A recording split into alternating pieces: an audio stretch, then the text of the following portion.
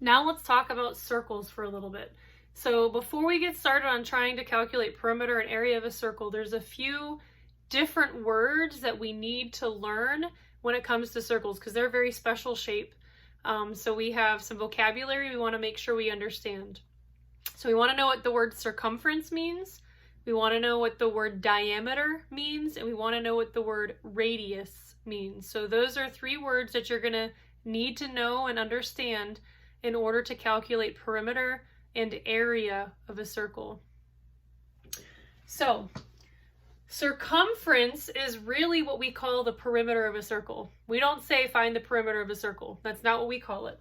So we want to make sure that when we're trying to find the perimeter of a circle, we're actually finding the circumference. So circumference just means the distance around the circle. So if I was going to walk around the lake, how far is it around the lake? So that's the circumference. The diameter of a circle is the distance from one side all the way across to the other side, but you're going through the center. Okay, if you're not going through the center, if you're going from one side to another side, that's called a chord. That's different. So a diameter is when you're walking all the way across the circle, but you're going through the center, one straight line through the center. A radius is any point on the outside of the circle to the center, or starting at the center and going to any point on the outside of the circle. So the diameter and the radius are always related. The radius is half the length of the diameter all the time. Okay, there's never an exception to that rule for a circle. The radius will always be half of the diameter. The diameter will always be twice the radius. So we can look at this example here. We have a radius of 5 feet. So the radius is half the distance across the circle. So it's half the distance of the diameter. So if the radius is 5 feet, then the diameter will be 10 feet. So we just want to keep that in mind because some of the examples in the book, it's going to give you one or the other. It might not give you both of them. It might not give you a radius and a diameter. But when you look at trying to find the circumference in the area, circumference, you use the diameter, but for area, you use the radius. So you need to know the correlation between diameter and radius. So just remember, the diameter is always twice the radius because you're going the whole length across the circle, not halfway. All right, so to find the circumference or the distance around the circle, you're going to take the diameter and you're going to multiply by pi. So whatever the diameter is, you're going to multiply it by either 3.14 or 22/7. So depending on if you like to use fractions or decimals, you can use either one of those and it'll get you an answer that's close enough. Okay, so in this instance right here, we have diameter times pi.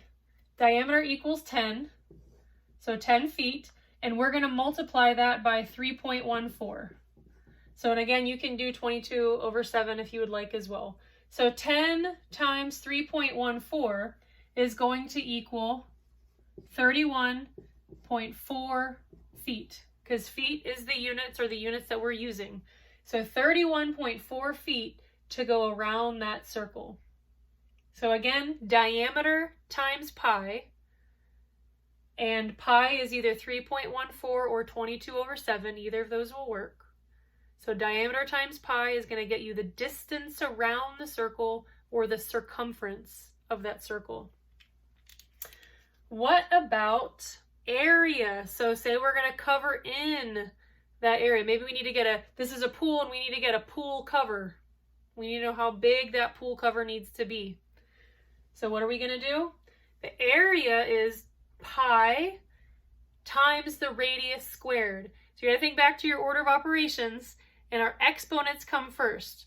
So in this example, we're using the radius, not the diameter. So the radius is 5.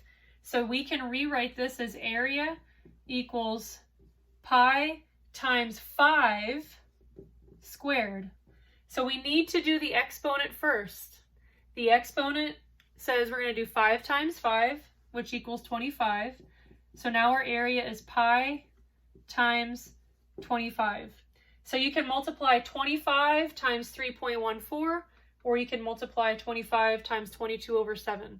And that's how you get your area. So again, circumference of the circle is the distance around. It's like the perimeter of a circle.